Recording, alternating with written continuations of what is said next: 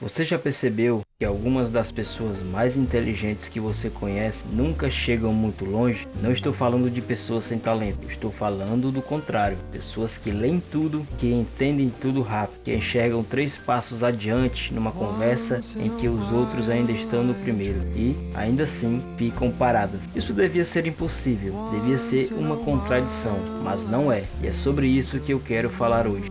Porque existe um tipo de fracasso que não vem da falta de capacidade, vem justamente do excesso dela, e ninguém te ensinou a reconhecer isso. Pensa numa pessoa que você conhece assim, alguém que sempre foi o inteligente da sala, da família, do grupo de amigos, alguém que todo mundo esperava mais e que, de algum jeito, décadas depois, está exatamente no mesmo lugar de sempre. O que aconteceu? A resposta mais confortável é dizer que faltou sorte ou oportunidade, ou que o sistema é injusto, e às vezes é verdade, mas se você observar de perto, com honestidade, vai notar um padrão que se repete, um padrão silencioso, quase invisível, e que mora dentro da própria inteligência dessa pessoa. Vamos entender isso junto. Uma pessoa inteligente enxerga riscos que outras não veem, enxerga variáveis, cenários, formas de dar errado. Isso, à primeira vista, parece uma vantagem, e é, até o momento em que vira um problema. Porque enxergar demais os riscos tem um preço. Esse preço se chama paralisia da análise. É aquele estado em que você pensa tanto sobre uma decisão, de tantos ângulos diferentes, que a decisão nunca chega a ser tomada. Você continua girando em torno do mesmo ponto, coletando mais informação, comparando mais opções, esperando ter certeza absoluta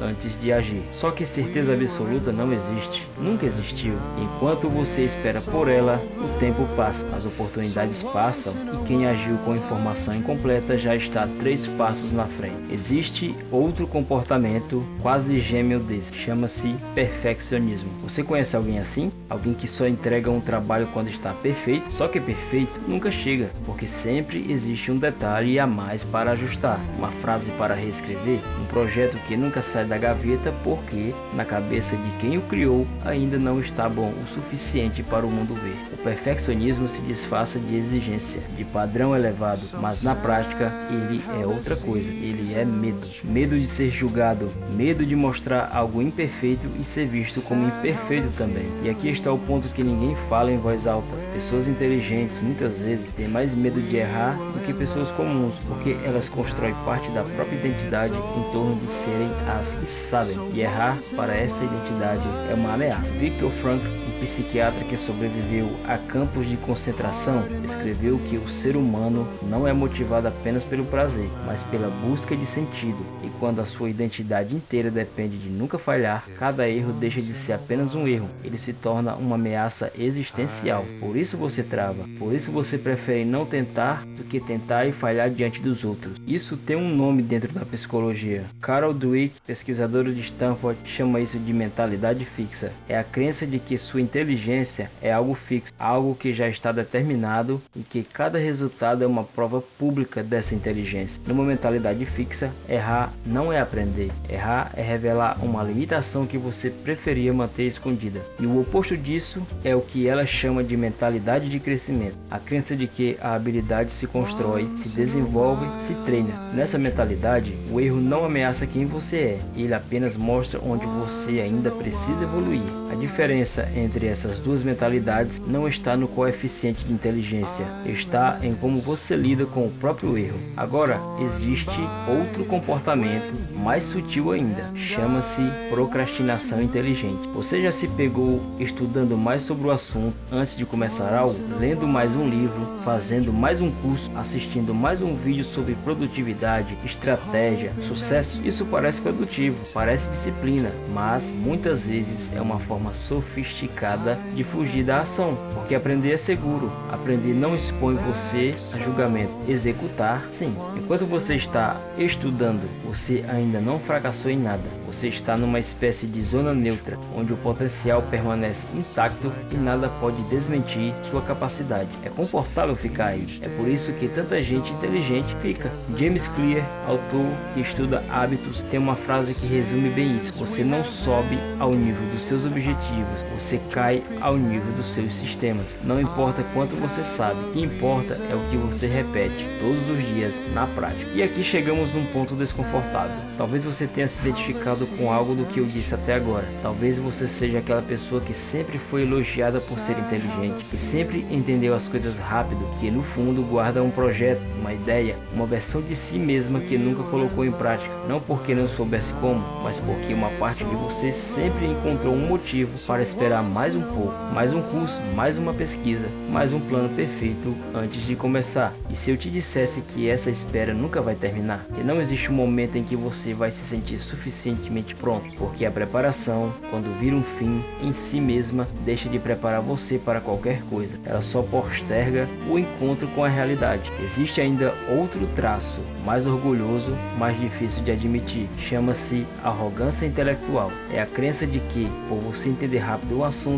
você já domina esse assunto. É a pessoa que assiste alguns vídeos sobre um tema e já se sente no direito de descartar quem estuda aquilo a vida inteira. É a pessoa que acredita que talento sozinho basta. Só que talento sem esforço é potencial não realizado, nada mais. Angela Duckworth, pesquisadora que estudou por anos o que separa pessoas de alto desempenho das demais, descobriu algo que incomoda muita gente inteligente. O fator que mais prevê sucesso a longo prazo não é o coeficiente de inteligência, é o que ela chama de garra, a combinação entre paixão sustentada e perseverança diante da dificuldade. Ela resume numa fórmula simples: talento vezes esforço gera habilidade, habilidade vezes esforço gera realização. Observe que o esforço aparece duas vezes, o talento só uma. Isso significa que alguém com talento moderado, mas com esforço constante, quase sempre vai superar alguém com talento elevado e esforço esporádico, porque o talento é o ponto de partida, o esforço é o que decide onde você chega. Sêneca, séculos antes de qualquer estudo formal de psicologia, já havia notado algo parecido. Ele dizia que não é porque as coisas são difíceis que não as ousamos, mas porque não as ousamos é que elas se tornam difíceis. A dificuldade muitas vezes não está na tarefa, está na hesitação antes da tarefa. Marco Aurélio, imperador romano que escrevia para si mesmo à noite, tentando se manter no caminho certo, repetia algo semelhante em suas próprias anotações: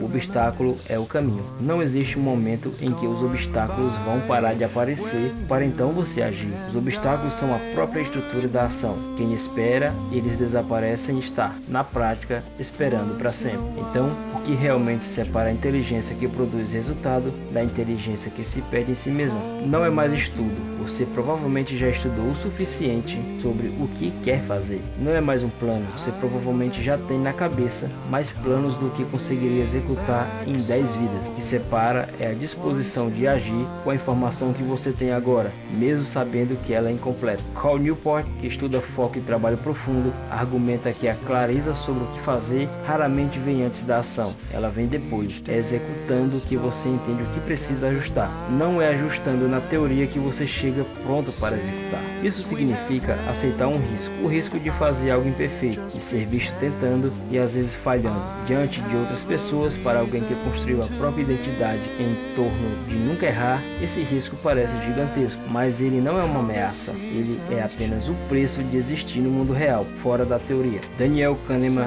que passou a vida estudando como a mente humana toma decisões, descreveu dois sistemas de pensamento: um rápido, intuitivo, automático; outro lento, deliberado, analítico. Pessoas inteligentes costumam confiar demais no segundo, e isso tem um custo. O pensamento deliberado consome energia, tempo e atenção. Usado sem limite, ele não te leva a decisões melhores, te leva à exaustão de decidir. Existe um ponto em que pensar mais não aumenta a qualidade da escolha, só aumenta o tempo que você leva para escolher. Quando você pensa, a vida não espera. Então, talvez a pergunta certa não seja como penso melhor, talvez seja quando eu paro de pensar e começo a agir, porque toda essa reflexão só tem valor se ela muda alguma coisa depois que o vídeo termina. Napoleon Hill, depois de estudar centenas de histórias de pessoas que alcançaram, que não alcançaram seus objetivos, chegou a uma conclusão que incomoda quem prefere ficar na teoria: conhecimento não é poder, conhecimento é só potencial. Ele só se transforma em poder quando é organizado em planos definidos de ação. Sem isso,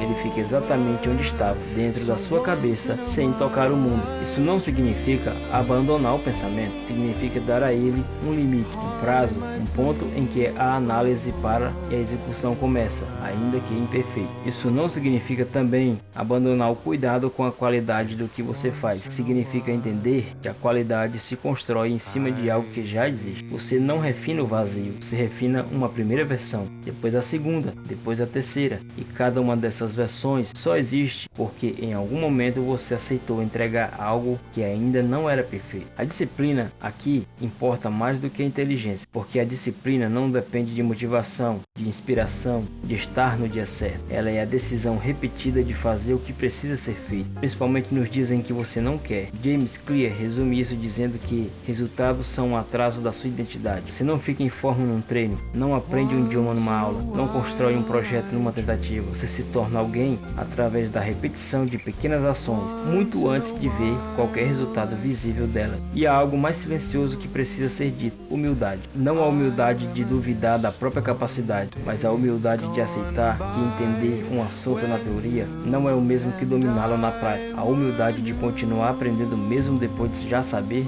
o suficiente. A humildade de ouvir quem já passou pelo caminho que você só imaginou. Porque existe uma diferença entre ser inteligente e ser sábio. Inteligência é a capacidade de processar informação rápida. Sabedoria é saber, apesar de toda essa capacidade, que você ainda não sabe tudo e que a única forma de descobrir o que falta é agindo, errando, ajustando e agindo de novo. Talvez você tenha passado anos acumulando conhecimento sobre aquilo que quer fazer. Talvez você já saiba, teoricamente, mais do que precisaria para começar. E talvez a única coisa que ainda falta não esteja em um livro, em nenhum curso, em nenhuma pesquisa a mais. Talvez falte apenas para você decidir que hoje é o dia em que a teoria para e a ação começa, mesmo sem certeza, mesmo sem garantia, mesmo sabendo que o primeiro resultado provavelmente vai ser imperfeito, porque existe uma verdade simples, difícil de aceitar para quem sempre foi inteligente da sala. O mundo não recompensa quem sabe mais, recompensa quem faz mais com o que sabe agora. Se você chegou até aqui prestando atenção em cada palavra, talvez precise se perguntar uma última coisa: não o que você ainda precisa aprender, mas o que você já sabe há tempos e ainda não teve coragem de colocar em prática.